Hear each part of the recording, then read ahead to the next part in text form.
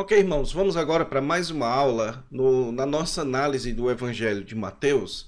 E nós vamos agora prosseguir para o capítulo 5, dos versículos 21 a 26.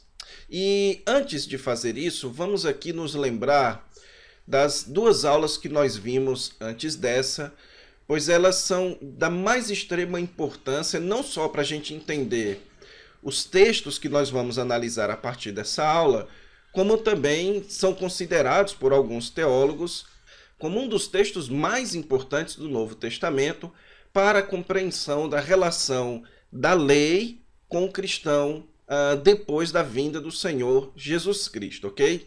Então é exatamente esse o tema tratado aqui do capítulo 5, do verso 17 até o verso 48, a relação de Jesus com a lei. Eu expliquei para vocês que, de uma maneira geral, o Senhor Jesus Cristo está falando aqui do Antigo Testamento, pois ele menciona a lei e os profetas. Porém, como depois ele menciona apenas a lei e no versículo seguinte ele fala aqui de mandamentos, então o Senhor Jesus Cristo está enfatizando o aspecto do Antigo Testamento mais voltado para a lei, ok? Então, a questão aqui é a questão ética do Antigo Testamento. E o argumento principal de Jesus é resumido aqui no versículo 17, que é: ele veio para cumprir a lei e não para revogar. Ele está prevenindo os discípulos de não pensarem que o fato da justiça, do andar com Deus, ser agora associada ao Messias, isso significa que o Antigo Testamento perdeu sua autoridade. Jesus então vai mostrar isso aqui no versículo 18, dizendo que até que o céu e a terra passe, tudo o que está na lei mantém a sua autoridade.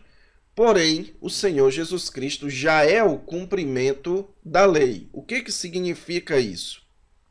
Que aquilo para o qual a lei apontava, a direção para a qual a lei queria conduzir as pessoas, e também o aspecto profético da lei, o propósito escatológico, o propósito profético da lei, era a chegada do Messias.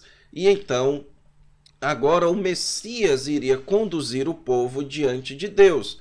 Agora o povo iria andar diante de Deus através do Messias. E então Jesus passa aqui de falar da sua relação com a lei para falar da relação dos seus discípulos com a lei. Ele fala: aquele, pois, que violar um destes mandamentos, e aí eu expliquei a vocês que o que Jesus está falando aqui é destes mandamentos da lei de Deus ensinados por Jesus, ok? Então agora você precisa encarar os mandamentos de Deus a partir de Jesus. Então, aquilo que Jesus vai nos ensinar sobre a lei. Então, Jesus vai falar, então, de gradações de privilégios dentro do reino de Deus. E que os seus mandamentos, a sua ética, mede os privilégios dentro do reino de Deus. E no versículo 20, ele fala, então, da comparação dos discípulos com os fariseus e os escribas, sendo que os escribas e fariseus eram extremamente meticulosos em relação à lei. Jesus então está dizendo que aqueles que seguem os seus mandamentos possuem uma justiça muito superior à dos escribas e fariseus. E todos esses temas serão tratados no restante do Novo Testamento. Então, por exemplo, o livro de Hebreus vai ressaltar a superioridade da nova aliança, do Novo Testamento sobre a antiga, que agora nós temos muito mais responsabilidade diante de Deus do que tinham aqueles que viveram antes do Senhor Jesus Cristo, porque agora nós estamos associados com o próprio Messias e não com a lei para o qual apontava o Messias, ok? Então, são temas que serão tratados em todo o Novo Testamento. E antes, então, da gente avançar para o versículo 21, eu gostaria aqui, irmãos, de fazer, então, um resumo e uma espécie de introdução aos textos que nós vamos estudar do restante do capítulo 5, ok? Então lembre-se disso. O Senhor Jesus Cristo ensina que ele é o cumprimento daquilo para o qual a lei apontava. Ele ensina que existe um caráter profético na lei de Moisés, onde apontava para a chegada do Messias e que, portanto, a lei tinha um direcionamento. A lei queria conduzir o povo para um lugar.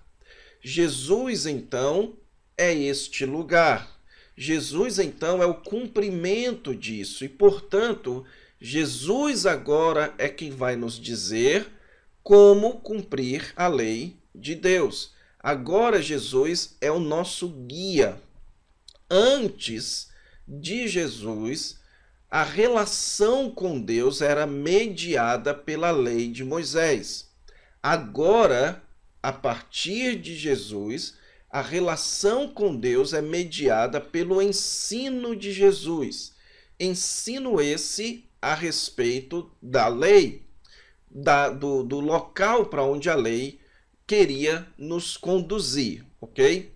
Então, a partir de agora, Jesus vai se tornar um meio de andar com Deus e um intérprete da lei de Deus. Por isso é que, a partir do versículo 21, o Senhor Jesus Cristo vai dar 6 exemplos de como ele é aquele que ensina como andar com Deus. Estes 6 exemplos possuem um padrão muito parecido uns com os outros. Você tem uma afirmação: ouvistes o que foi dito aos antigos.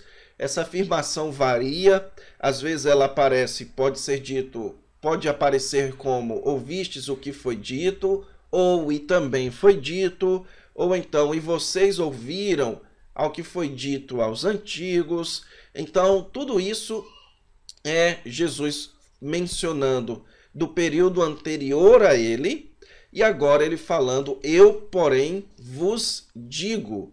Jesus, então, agora vai falar na sua própria autoridade. E o final do Sermão do Monte, Mateus termina o Sermão do Monte comentando que as pessoas estavam maravilhadas com Jesus porque ele ensinava como quem tem autoridade e não como os escribas e fariseus que depositavam a autoridade em outros grandes intérpretes, ok?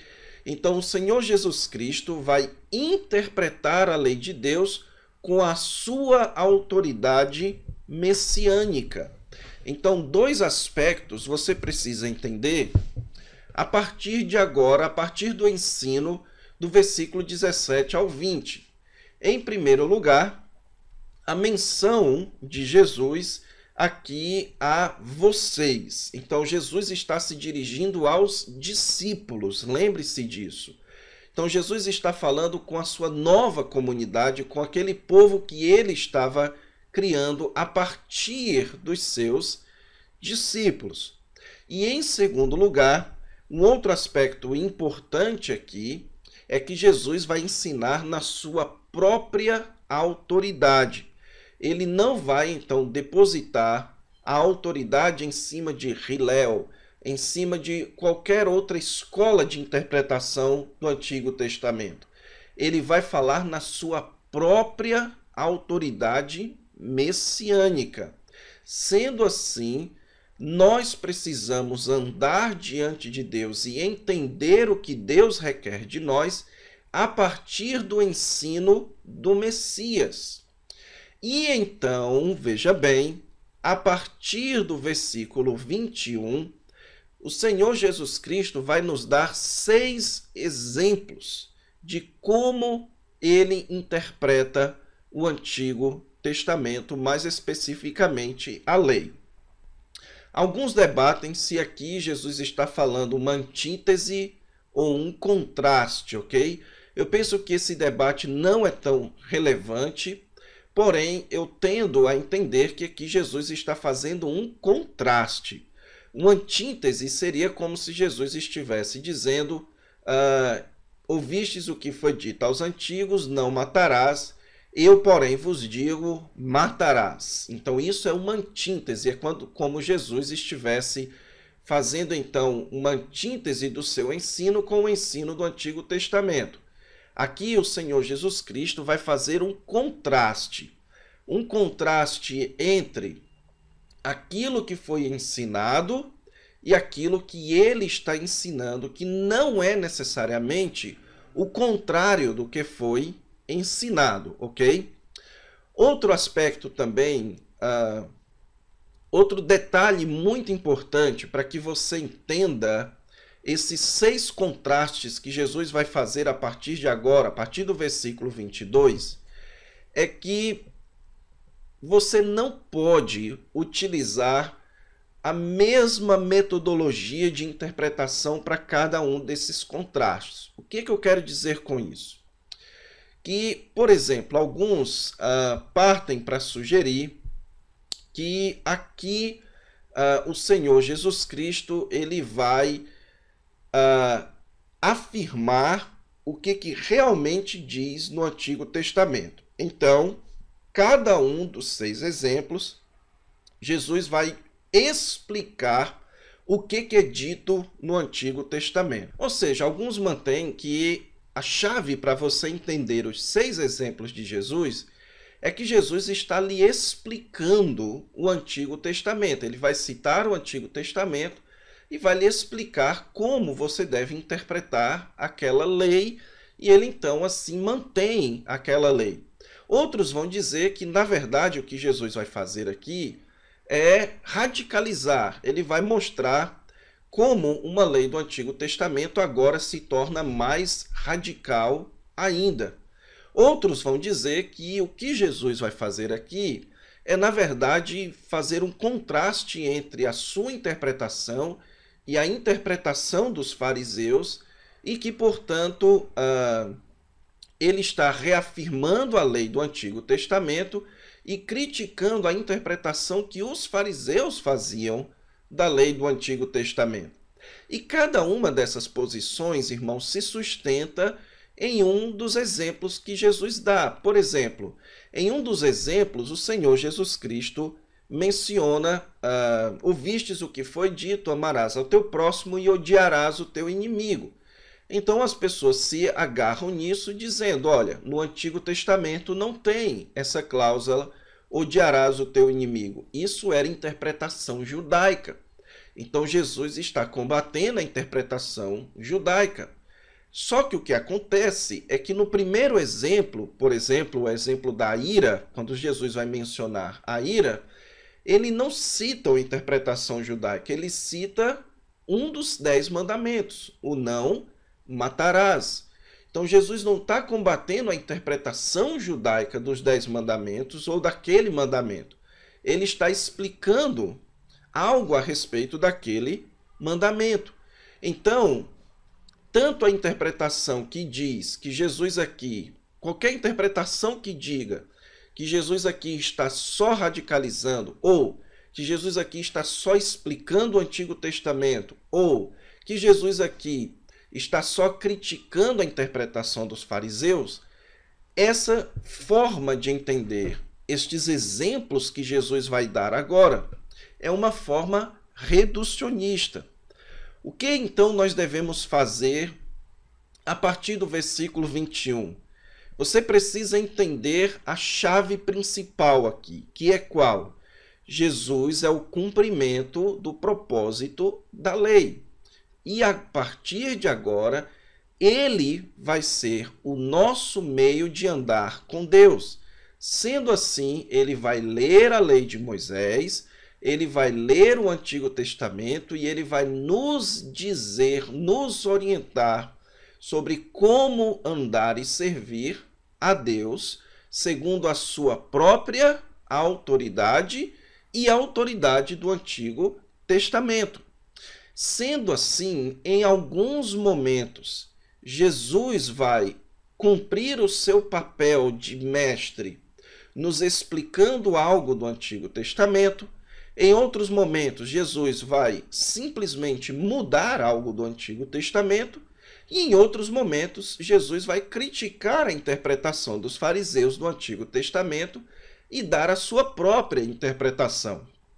Então, cada exemplo deve ser encarado individualmente e dentro desse limite, que é o quê? Jesus está ensinando-nos como andar diante de Deus. Então, eu alistei aqui os 6 exemplos para mostrar a vocês como cada um deles contribui, como Jesus quer que cada um deles contribua com essa ideia dele como cumprimento do Antigo Testamento. Então, em primeiro lugar, os 2 primeiros contrastes que Jesus faz é entre a ira e o adultério. E se você perceber bem, for lá no texto, que está aqui dos versículos 21 a 30, Jesus cita o Antigo Testamento. Jesus cita os mandamentos que estão, inclusive, nos 10 mandamentos, ok? Então, Jesus está colocando aqui a sua própria exigência diante dos 10 mandamentos. Os 10 mandamentos dizem, o 6º mandamento diz, não matarás. Jesus, então, coloca a sua própria exigência diante desse mandamento, aprofundando, mostrando que a questão é muito mais profunda. A gente não deve nem sequer se irar contra o nosso irmão. Então, Jesus está colocando a sua exigência mediante a lei. A lei diz não matarás, mas Jesus exige ainda mais do que isso. A mesma coisa quanto ao adultério. A lei diz para não cobiçar, para não adulterar. Jesus, então, coloca isso de uma maneira muito mais aprofundada. O terceiro caso é a questão do divórcio. Jesus está agora criticando uma interpretação como se o Antigo Testamento estivesse então permitindo o divórcio, e então você poderia dar uma carta de divórcio para sua esposa em qualquer caso. De fato, a lei de Moisés oferece a possibilidade do divórcio em muitas situações. Só que Jesus, então, vai reafirmar o sentido da lei, que é qual? A lei foi dada não para permitir o divórcio, mas por causa da dureza do coração e, portanto, o homem não deve se divorciar, a menos no caso de relação sexual ilícita. Então, Jesus aqui vai reafirmar o propósito da lei, vai reafirmar o sentido da lei, que é o não divórcio, e não o sentido dado pelos fariseus, que era o do divórcio em qualquer situação. Em terceiro lugar, a questão dos votos. E nesse caso, Jesus elimina o sistema de votos. Ele diz com muita clareza que no Antigo Testamento você tinha muitos preceitos a respeito dos votos, e o Senhor Jesus Cristo agora está dizendo, então, não façam votos. Então, como se Jesus estivesse dizendo que quando o Antigo Testamento permite que se faça votos, ele não ordena que se faça votos. Portanto, Jesus é muito mais exigente. Ele diz, não façam votos. Então, nesse quarto caso, na questão do voto, claramente Jesus está dizendo o seguinte: esses princípios que foram dados, essas regras que foram dadas na lei a respeito dos votos, então agora vocês vão me seguir e nem sequer vão realizar votos. E em quarto lugar, Jesus fala também da retaliação. E aqui, Jesus está desestimulando, mais uma vez, assim como a questão dos votos, o uso da lei. Não é que Jesus está dizendo não sigam a lei. Jesus, então, está dizendo o seguinte: a lei diz olho por olho, dente por dente. Jesus, então, está afirmando que você não deve se valer dessa lei. se valha então da questão da reconciliação. Então, não procure retaliação, procure reconciliação. Então, Jesus está desestimulando o uso daquela lei e instituindo um novo princípio segundo sua própria autoridade, que é o princípio da reconciliação. E, em último lugar, Jesus vai mencionar a questão do amor. E agora sim, Jesus vai corrigir uma interpretação popular a respeito do mandamento de amarás ao teu próximo. Na interpretação popular se dizia: amarás ao teu próximo e, portanto, odeia o seu inimigo. Jesus vai corrigir isso e aumentar a exigência. Jesus vai dar então a sua própria exigência em torno do mandamento de amar o próximo, que isso inclui, inclusive, os seus inimigos, ok? Então, note que não existe um padrão comum do que Jesus está fazendo ou com o Antigo Testamento ou com a interpretação dos judeus do Antigo Testamento. Às vezes, Jesus lida com o Antigo Testamento e às vezes Jesus lida com a interpretação dos fariseus.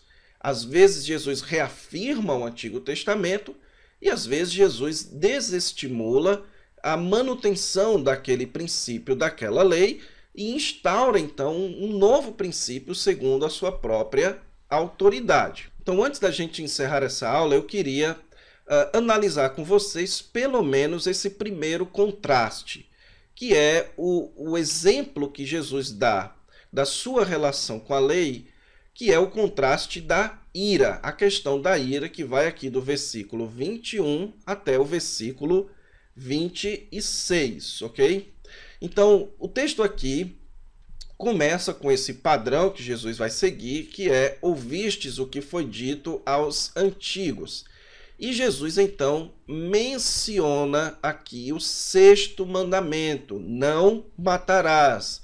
Esse mandamento está expresso em Êxodo, capítulo 20, versículo 3. É um dos 10 mandamentos.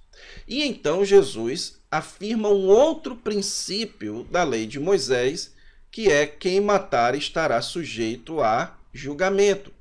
Este princípio aqui, irmãos, é uma combinação de vários outros textos, ok? De textos que trabalham em cima dos 10 mandamentos. Não é interpretação judaica aqui, é o princípio da lei. A lei tanto diz não matarás, quanto a lei diz que aquele que matar está sujeito a julgamento. Então perceba que Jesus está falando aqui do ato de matar, que a lei fala do ato de matar. Mas agora Jesus vai com a sua própria autoridade, isso está expresso aqui no eu, porém, vos digo. Então note, Jesus diz algo que foi dito na lei e agora ele vai falar: eu, porém, vos digo. E ele menciona então aqui 3 atitudes. Ele fala a atitude de se irar, a atitude de proferir um insulto e a atitude de chamar de tolo. E todas essas atitudes estão sujeitas a julgamento. O que profere o insulto está sujeito a julgamento, e o que chama de tolo está sujeito ao inferno de fogo. Então note aqui o que Jesus está fazendo. Ele está indo além do ato de matar para atos muito mais vistos como corriqueiros, como menos graves quanto matar, como, por exemplo, se irar ou meramente você insultar. E só comentando aqui, quando Jesus menciona o seu irmão, certo? Ele está falando aqui da comunidade dos discípulos, ok? Então, Jesus está falando para os discípulos. Então, dentro da comunidade dos discípulos, quando você se ira, ou você insulta, ou chama de tolo, isso já lhe deixa com as punições previstas da lei. Mas ainda mais você está sujeito ao julgamento escatológico, ao julgamento do inferno de fogo, ok? Então Jesus aqui está claramente contrastando a exigência da lei com a exigência de Jesus. A exigência da lei era contra o ato de matar. A exigência de Jesus é contra qualquer ato de hostilidade entre irmãos. Então, qualquer ato de hostilidade entre irmãos deve ser evitado, pois isto já lhe torna sujeito ao julgamento de Deus. Então, o Senhor Jesus Cristo agora utiliza duas situações em que o seu ensino é aplicado. A primeira situação é a situação, agora sim, dentro da comunidade dos irmãos. Então, a partir do versículo 23, o Senhor Jesus Cristo vai aqui, então, fazer uma primeira aplicação deste princípio que ele acabou de ensinar dentro do relacionamento dos discípulos, dentro do relacionamento entre si. Ele vai utilizar a questão da adoração na sua época, por isso que ele diz aqui, se pois ao trazeres ao altar a tua oferta, então Jesus aqui ainda está no período histórico em que a adoração a Deus era mediada através do templo. Então Jesus utiliza a situação hipotética em que o discípulo então vai levar a sua oferta ao altar e ele então se lembra que tem um irmão com alguma coisa, com alguma ofensa contra ele. A orientação de Jesus então é que a reconciliação ela vem antes do ato da adoração. Então ele diz, vai primeiro reconciliar-te. Então aqui você percebe que o princípio que o Senhor Jesus Cristo ensina é o princípio da reconciliação. Então, se você voltar, no versículo 21, Jesus está falando do ato de matar.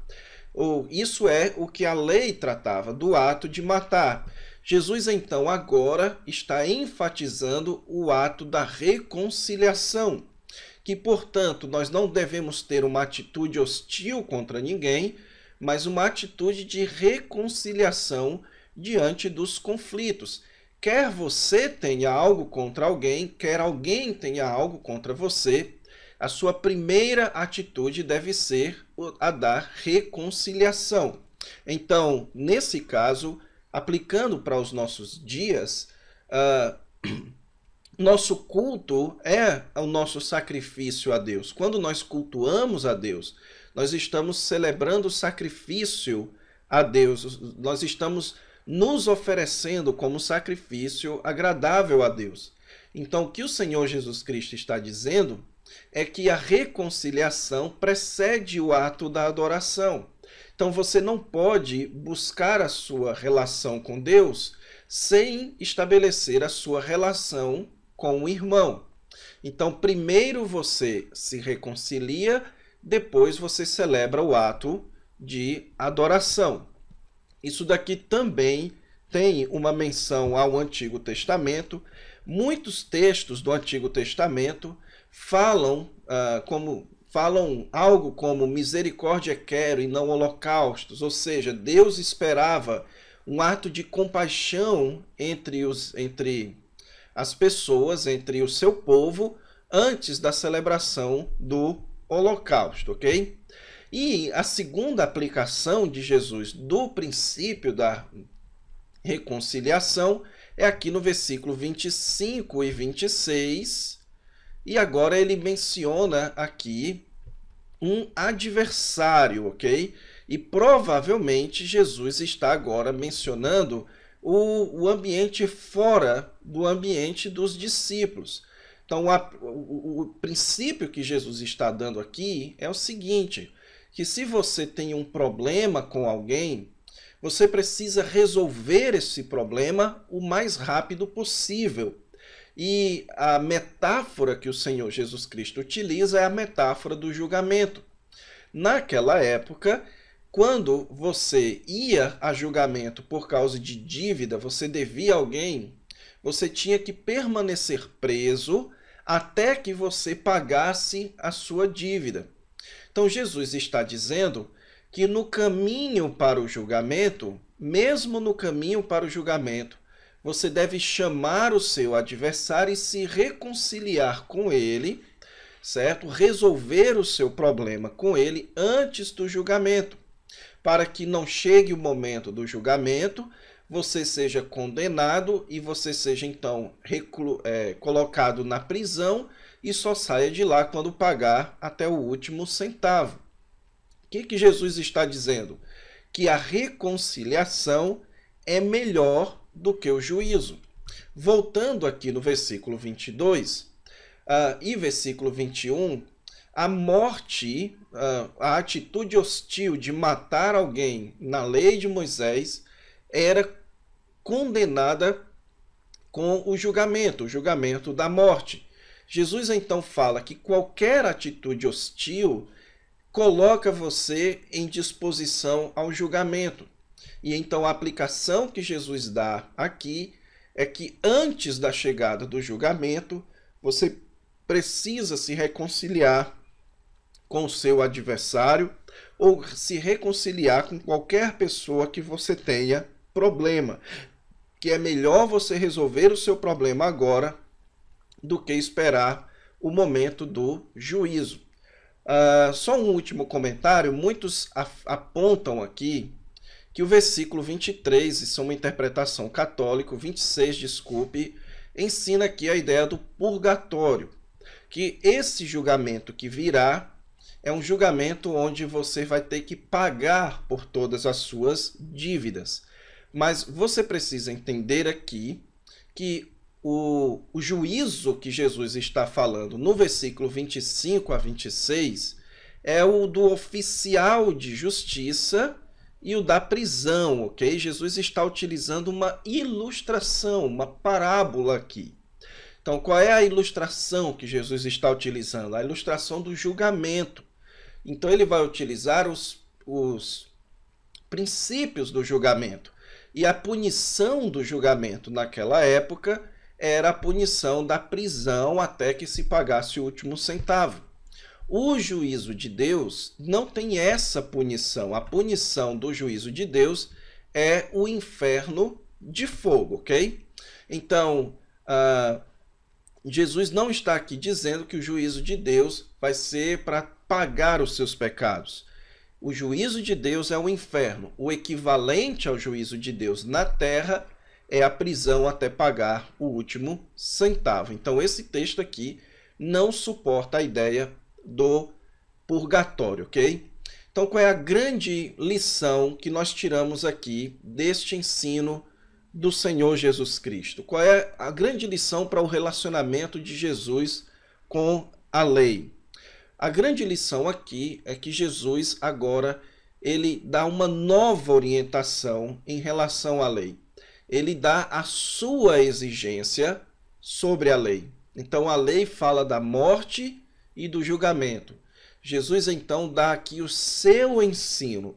Então, se nós quisermos cumprir a lei de Deus, nós precisamos então seguir o ensino de Jesus. Se você busca a reconciliação e não a hostilidade, você vai cumprir a lei de Deus. Agora, você não vai buscar a reconciliação com base na autoridade da lei, mas com base na autoridade do mestre da lei, que é Jesus. Então, o princípio da reconciliação é um mandamento do Senhor Jesus Cristo. E se você cumpre o mandamento do Senhor Jesus Cristo, naturalmente você vai cumprir aquilo para o qual a lei apontava, ok? Então, esse é o primeiro contraste, a primeira aplicação que Jesus faz da sua relação com a lei, ok? Espero que você tenha entendido bem. Na próxima aula, então, a gente avança a partir do verso 27. Então, fique com Deus e até lá.